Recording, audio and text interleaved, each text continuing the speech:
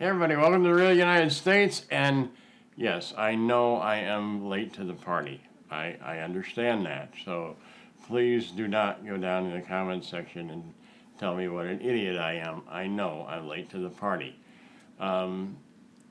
We are talking today about the 60th anniversary of the statehood of Alaska, which actually happened on January 3rd, like a month ago. And unfortunately, a month ago, I had two very, very close friends that were passing and passed like the next day and the following Monday. So it was a very bad time for us. Things got away from me, and I apologize for that. But better late to the party than not show up at all. That's what I think. Now, missing the exact date of when Alaska became a statehood is, in my defense, is probably not such a terribly egregious sin, because the Alaska Statehood Act actually had passed in 1958 and was signed in July 7th of 1958 by then President Dwight D. Eisenhower. So the bill had already been passed. The president has signed it.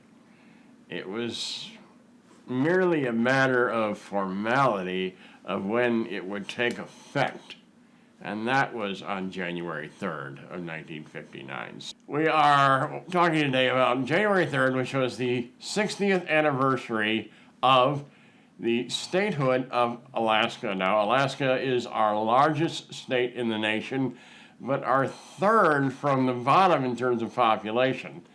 And we'll get to partially why that is in a moment, other than its extreme northern location. Alaska, like much of the United States, we didn't win the United States by conquest, right? You think a lot about the Revolutionary War, or the different wars that took place in the conquest of America, but the bulk of America wasn't achieved by conquest. I mean, some of it was, sure, but most of it, we just bought it.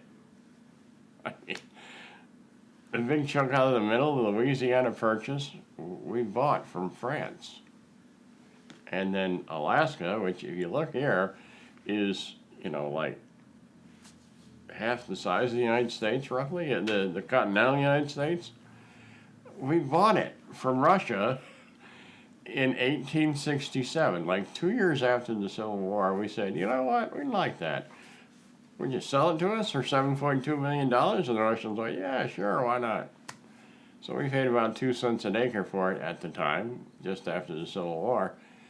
And, there was no bloodshed. We just wrote them a check and they gave us a deed and we walked away. That was it. And those aren't, by the way, the only 2 times in history that that's happened. Down along the border, which I know is a very hot cultural issue these days, and I don't want to hear about it, folks, I really don't, okay? But that piece of land along southern Arizona and southern New Mexico down to the Rio Grande, we didn't take that by force. We bought it. It's called the Gadsden Purchase. Look it up.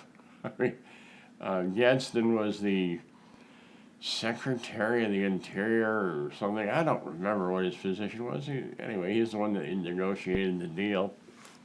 And so it's named for him. It's the Gadsden Purchase. There's a big chunk of land across, like I say, this southern portions of Arizona and New Mexico. We just bought it.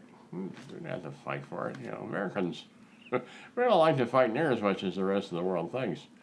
Just buy it and be done with it. So Alaska was that sort of thing. 2 cents an acre, we bought it, we're done with it. Now, I know that some of you will disagree about the whole concept of we just bought it, no conquest, because there were native peoples living there. Okay, but I don't think we ever really had a conflict, and you can correct me if I'm wrong, and I am often wrong. I don't think there was really ever a conflict with the native peoples of Alaska. And I don't think the Russians had a conflict with them that I'm aware of either, in much the way that we had conflicts with the native peoples on the continental United States. Now, but not what I came to talk to you about. The most well known of the native peoples of the area, which is now Alaska, many people to this day often refer to as Eskimo. And yeah, that's not only not proper, it's a little impolite.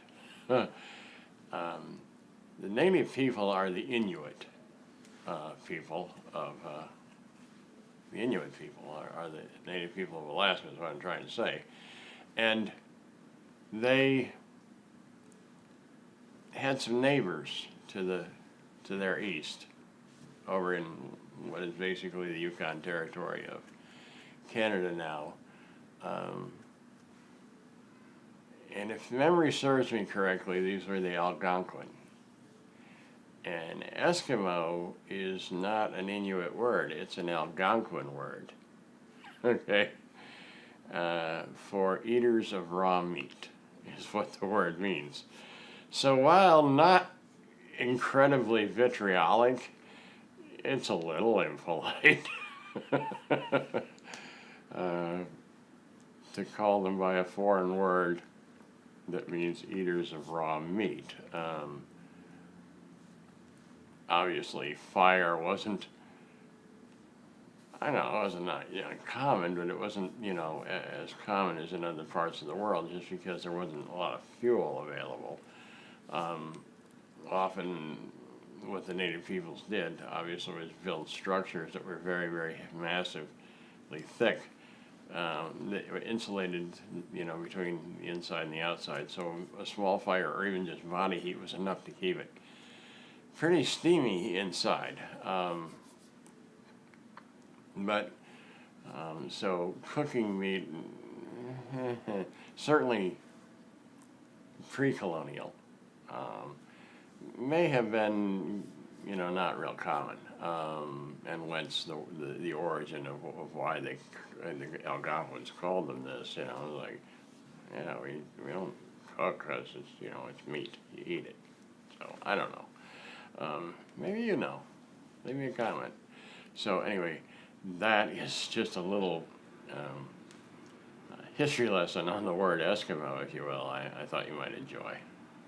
Now, interestingly enough, to this day, about 65% of the state belongs to the federal government. And then a portion of it belongs to certain Native American organizations. Some of it belongs to the state itself. So Alaska comes in dead last in terms of private ownership of land in the state, with only about 1% of the state being owned by private entities. At least that's my understanding. So it's not much. It's like 1% and it's a huge state with a small population, so it's not too weird. But yeah, they don't have a lot of private land, they own land up there. A lot of significant things, in the news over the last 60 years about Alaska, of course. The governor of the state, one of the first women, not the first, but one of the first, to make a bid for the executive, actually as the vice presidential candidate. The Valdez oil spill, of course, quite some time ago now. One of the worst, if not the worst, oil spills in history. So, there have been, Alaska's had its significant events. It's, even though it's sitting up there, and I've never been to the state of Alaska, personally. It's a long way from me. It's on the other side of the country and then north. But, I mean, so many pictures I've seen, beautiful, beautiful terrain. Of course, hunting and fishing if you like those sorts of things. And home to the Iditarod. Interesting thing is the Iditarod, I think, it just had its 50th anniversary, or no, well, it's not the Iditarod's 50th, but there was a run to get medication to a particular place, and they had to take it by dog sled over this horrific distance in bad conditions, and it was the inspiration for the Iditarod, which is probably one of the most famous sled races in the world, if not the most famous. And so that event actually happened, I think, about 50 years ago this time of year. So another one of Alaska's claims to fame. Certainly it has been a huge producer of resources, namely oil. And in the late 70s, of course, the very controversial construction of the Alaska pipeline to bring oil down from the northern part of the country down to where it could be loaded on ships along the seacoast. But to my knowledge, has operated relatively safely since about, I'm going to go 1979-ish, something like that is when it started operating. I didn't look it up or anything. I just remember that it was around that time because it was just after I graduated from high school. I had studied welding, and I had considered going up there to work. But really, by the time that I had got through the welding certification, all those sorts of things, it was done. So I didn't get to go. But anyways, a very significant event in American history. And so 79, that's 40 years ago this year. And so anyway, the Alaska statehood, to me, is kind of a big deal. Both of these, because Alaska and Hawaii, these both happened the year I was born. And so I like to tease some of my classmates who are just a few months older than me, that when they were born, there was only 49 stars on the flag. So for those of you watching, if your birthday is before August 21st, think about that. When you were born, there was only 49 stars on the flag. August 21st, of course, being the day that Hawaii and me joined the Union. So, but we'll get to that in August. You'll love that one. Anyway, so happy belated birthday to the 49th state in the Union, Alaska, and the largest state in the Union. There's probably a million different things I could ramble on about that, but then this video would become a lecture and become very boring. I just wanted to take some time to go ahead and talk about it for a minute and, maybe inspire a conversation. If you got questions or comments, leave in the comments section down below. And I'm happy to hear from everybody. I try to get back to everybody I can. Talk about yourselves if you like. That's cool, too. Hey, if you're new here, welcome. And thanks for joining us. I hope you'll consider clicking subscribe and come along for the adventure because, hey, we got lots more to show you. And as always, folks, well, thank you for watching.